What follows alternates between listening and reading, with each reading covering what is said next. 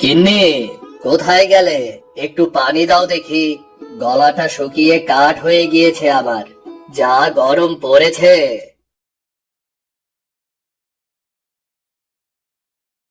নাও পানি, ভাতও এনেছি, খেয়ে নাও।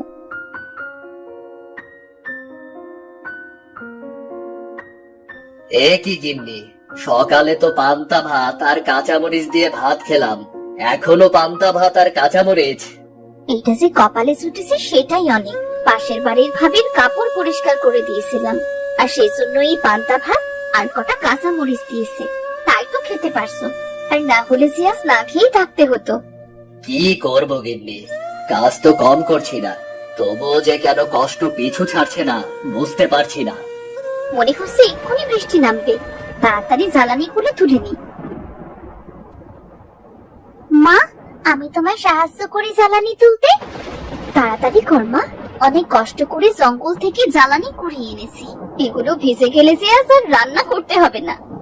মা, দুদিন ধরে পেট পুড়ে কিচ্ছু খাইনি, খুব খিদে পেয়েছে মা। আজ একটু বেশি করে ভাত রান্না করো না, পেট ভরে খাবো। এত কষ্ট করেও সংসার চালাতে পারছি না, পেট আর মুখে দুবেলা ভাত তুলে দিতে পারছি না।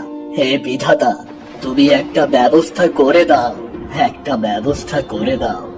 মন খারাপ করো না বাবা, দেখবে একদিন আমাদের সব অভাব চলে যাবে। তোরা তাড়াতাড়ি ঘরে যা, দেখ বৃষ্টি শুরু হয়ে গিয়েছে। গিন্নি, দেখো কেমন ঝড় হচ্ছে, এমন ঝড় হলে তো আমাদের ঘর ভেঙে যাবে। এমন অলক্ষণে কথা বলো না, বিধাতাকে স্মরণ করো, তিনি একটা ঠিক ব্যবস্থা করে দেবেন। রমেশ, রূপা, সোনালী যখন গল্প করছিল, তখন তাদের বাড়িতে অনেকগুলো হাঁস এসে ডাকতে শুরু করে। বাবা, মা, দেখো না, কত সুন্দর সুন্দর হাঁস এসেছে আমাদের বাড়িতে। ওরে বাবা, আমরা যদি হাঁস চাষ করি তাহলে কেমন হয় বলো? হাঁস যখন বড় হয়ে ডিম দেবে, তখন আমাদের আর না খেয়ে থাকতে হবে না।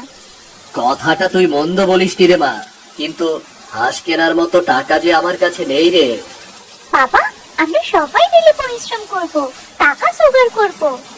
সে সময় হলে দেখা যাবে। তোরা এবার থামতো বলে শুনছো? দেখতে দেখতে তো সন্ধে হতে চললো, বৃষ্টি থামার তো কোনো নাম গন্ধও নেই। তবে কি আজও না খেয়ে থাকতে হবে? গিন্নি, ঝড় কম হয়ে গিয়েছে, আমি বাজারে যাচ্ছি কাঠগুলো বিক্রি করতে। কিন্তু বাবা, বাইরে তো অনেক জোরে বৃষ্টি হচ্ছে, এই বৃষ্টির মধ্যে তুমি কেমন করে বাজারে যাবে? আবার কিছুই হবে না। গিন্নি, তুমি ছাতাটা নিয়ে আসো দেখি। তোমাকে আর এই